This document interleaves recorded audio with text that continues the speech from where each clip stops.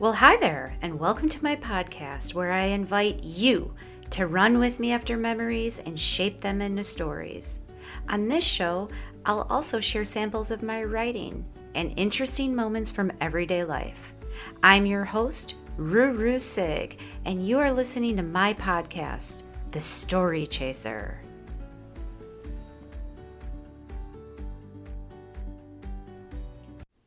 Welcome back, loyal listeners. This is Season 4, Episode 2 of the Story Chaser podcast. And I'm your host, rooroosig. You know what, tonight, I just feel like telling a story.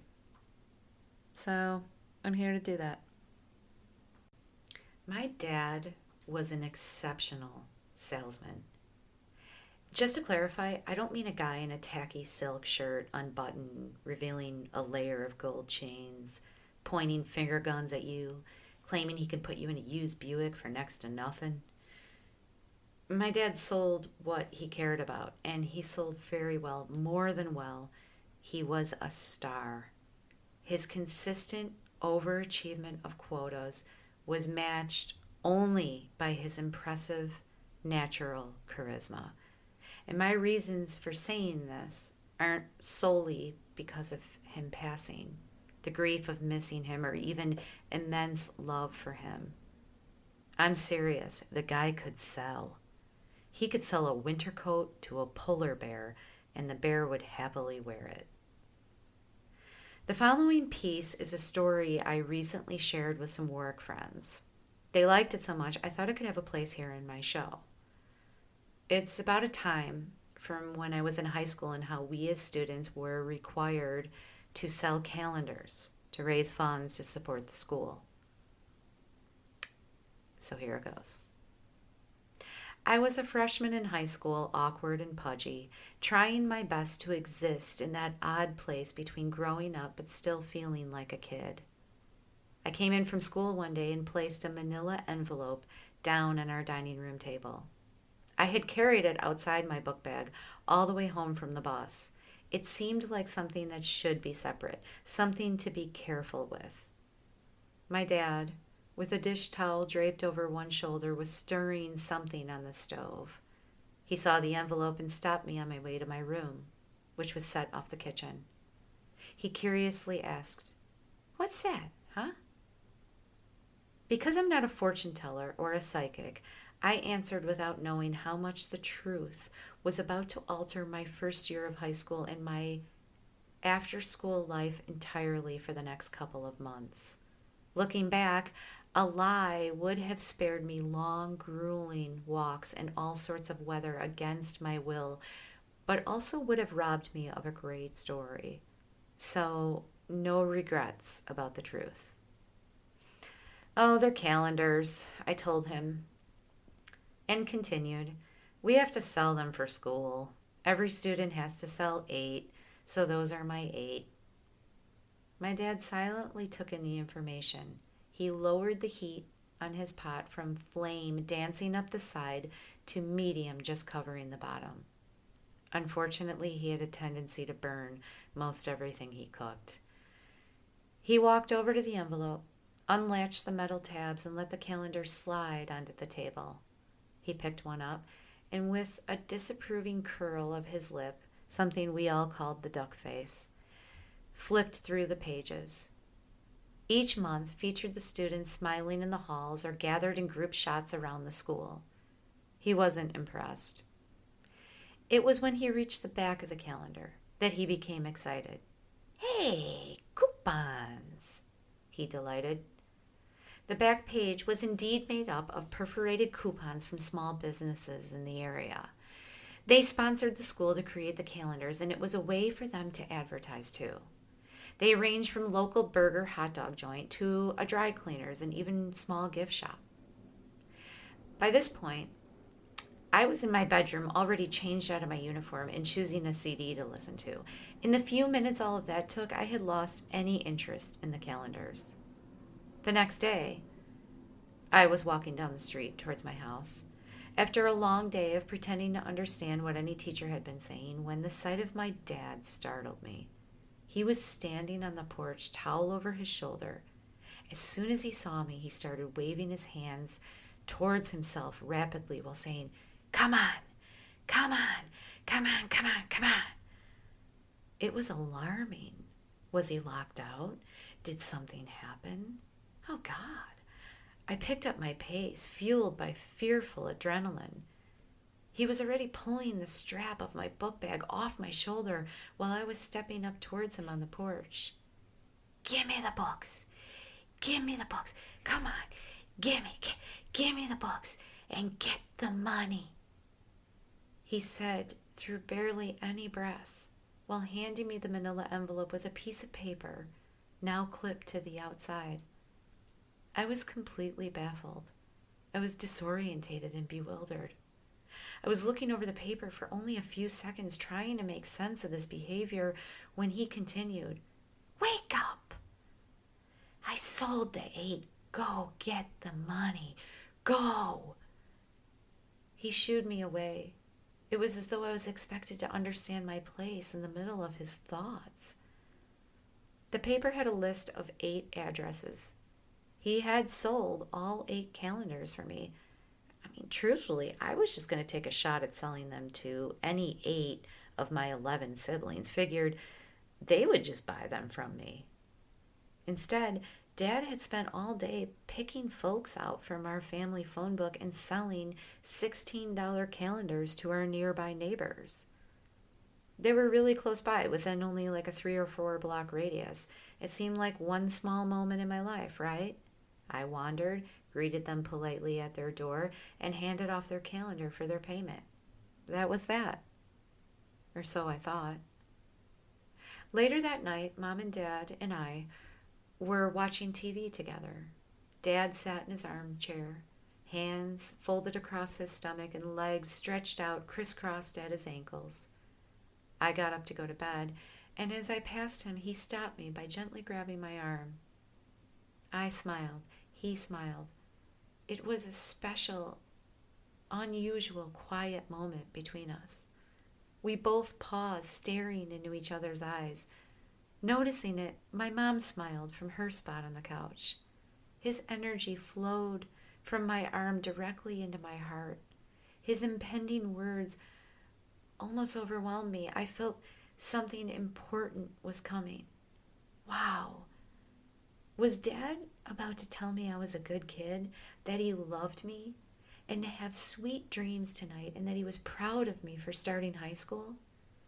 He might have had insightful answers to my questions about the universe at that point. Was God really real? Will boys ever like me? His smile was so calm and warm, it could have said anything. He closed his eyes, nodded, opened them back up, and then said, "Tomorrow, ask that school for 10 more calendars, huh?" And then he patted my arm and let go. I took notice of the phone book open on the side table next to him and realized that it was only the beginning. "Oh, Sam, honestly," I heard my mom say as I walked away silently to my room. I had again forgotten about those calendars. I thought about 100 other somewhat meaningless things that day after school, but he was quietly strategizing, perhaps even fixated. Sweet Lord, why did I tell him what was in that envelope? There I stood, timid and nervous, the next morning in our school's administration office when greeted by a woman working the desk. I slid the same manila envelope, once packed with calendars, now containing $128 in cash and checks, across to her. I bit my lip and shifted from foot to foot as she opened it and examined the contents. She looked up at me. "You sold all 8 already in one day?" I nodded. "Very well done. I just need to get a form, stay there, and I'll be right back." She entered a doorway to her left as I heard her tell someone on that side of the office, "She sold all 8, and I need a form." A nun, obviously the person she was speaking to, poked her head out from beyond the doorway. "You sold your 8. Very nice job, dear." "Thank you, sister," I said. The woman returned with a simple form of which I filled out with my name and homeroom number. I signed it, she signed it, and then she glanced at the clock and assured me that I only had a few minutes till opening bell, but I didn't leave. I had my dad's voice echoing in my head. 10 more, 10 more, 10 more. At this point, the nun was now out of that office and approaching the desk, and she asked me, "Is there something else?" I tugged the collar of my shirt, pulling it from my neck as if it were made of sandpaper, and ran my hand under the strap of my book bag. It felt like 100 pounds on my shoulder. I began, well, actually, sister, can I have... And sister's smile faded. She tilted her head in disapproval. I recovered myself quickly. I mean, sister, may I have 10 more calendars, please? Now both her and the office administrator were smiling. Sister nodded. They looked at each other and shrugged. You want more, dear? I left moments later with a plastic bag hanging off my hand, heavy with 10 more calendars. I shoved them in my locker and hurried off to another day of navigating freshman year. After school and my travels up our block to our house, I narrowed my eyes to a slim view of Dad, again on the porch. This time he was halfway down the stairs, again waving rapidly. Come on, come on, come on, come on, come on. Jeez, give me the books and get the money. And this time, the addresses were written neatly, all capital letters, and they were about a mile away. I crossed the nearest busy street to enter a more wealthy side of our parish, where my reluctant self was reflected in the windows of BMWs parked in the driveways as I approached 10 more door fronts, greeted by person after person who assured me that they really enjoyed the phone call they had with Dad earlier that day. Each handed over their payment for a calendar in return. I believe you should be picking up on a pattern here, one developing, but if not, let me offer you a short version. It was now a nightly thing to hear Dad before bed say, tomorrow, 10 more, 15 more, 20 more. The phone book and a handwritten spreadsheet had graduated to a bigger portion of our dining room table. I had fallen into a straight rapport with the nun and office administrator. Daily, it became less formal and more edgy, going something like, how many today? And I might as well have had a toothpick shifting between side to side, answering, 10, 15, 20. Day after day, week after week, it was the same thing. School, calendars, walking. Dad started providing me with nutrients, a nectarine or a ham sandwich before traveling on. I'd quickly eat on the porch before continuing my walk. My calves were bulking up and shaping into legs that should be worn by a track star. One glorious day, in the middle of all of this, I was stunned, approaching our house. Dad wasn't on the porch. I was crossing the lawn, a big no-no since he maintained the grass so carefully, but I saw his absence as an opportunity to act up a little, maybe rebel for resenting his calendar selling escapade. I, for a moment, enjoyed the thought of a normal after-school day. Maybe I would listen to music or watch TV like every other teenager I knew, or maybe jarred me from my bliss. I was 1 foot on the bottom stair when again I turned back to our car parked in the street, and there was Dad with the engine running, sitting in the driver's seat. Through the car windows, as I slowly walked towards him, I could see him mouthing the words that had been ingrained in my head, hearing them perfectly. Come on, come on, come on, come on. He beeped the horn again. Even though I was already approaching. I waved my hand low. I leaned into the passenger seat, one eye closed, anticipating the news. Today, we drive, he said, beaming. Upon entering, a jarring memory hit me of seeing the yellow pages open on the dining room table earlier that morning. Instead of the usual phone book, he had branched out further than our neighborhood. Let me pause a moment from the story to say that if I could be a third person in that car, be the adult I am now, I would whisper in my own 14-year-old's ear to say, drop the attitude, stop fantasizing about teenage desires for a minute, and revel in the moment. Your dad is in his glory right now. And I would have had an appreciation for the man grinning behind the wheel. I would have had wisdom to know that he was in a contest with himself, one he created. And that calendar launch was the thing that revived the part of his spirit he longed for. His life was full with family and friends, and he had deep gratitude for surviving his heart attack.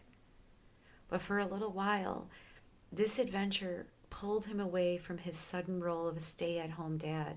He could fill his mornings and afternoons with more than the monotony of moving the sprinkler to different parts of the lawn, paying bills, staying on top of his doctor appointments, and overcooking our sausage. This was a part of him that he once had all to himself, going out in the world and selling. He kept all 12 of us kids and my mom in a home with food on the table and top-notch education with his talent to sell. The driving day was a big win, but I was way too 14 years old to see that. He was in his light again, and taken us beyond our little corner of the world to the strangers in the surrounding suburbs who believed in supporting my school by buying a $16 calendar to get 50 cents off a hot dog because my dad called them and told them so. When the calendar launch was over, I walked into my classroom like any other day, but was surprised by it being anything other than that. My homeroom class gave me a standing ovation, startling me with their applause. They announced my name over the PA as the student who had sold the most calendars in the whole school. My homeroom would be awarded with a pizza lunch, and the real topper was when, in the midst of this celebratory moment, my teacher opened her palm to guide me towards the chalkboard. And hanging on the ledge was a clear garment bag. I ran my hand over it and looked at her for reassurance and pointed to my own chest to say without words, "For me?" She nodded as I pulled away the plastic to reveal a heavy red felt coat with white leather sleeves. On the back, in puffy felt lettering, was our school name. And on the front left corner was my first name embroidered. The school had gifted me a Letterman coat. I wasn't an athlete. There was no sport letter to put on it. They gifted me a Letterman coat for selling calendars, and I never even sold one myself. My dad single-handedly boosted the school by being him. Well, this is as good a place as any to end this episode. My name is rooroosig, and I thank you for listening to The Story Chaser. Remember, there are stories everywhere. The key is to focus in on the little memories to find the bigger moments. My promise to you is that I'll keep chasing those stories. Be well, folks, and go ahead. Have a wonderful life.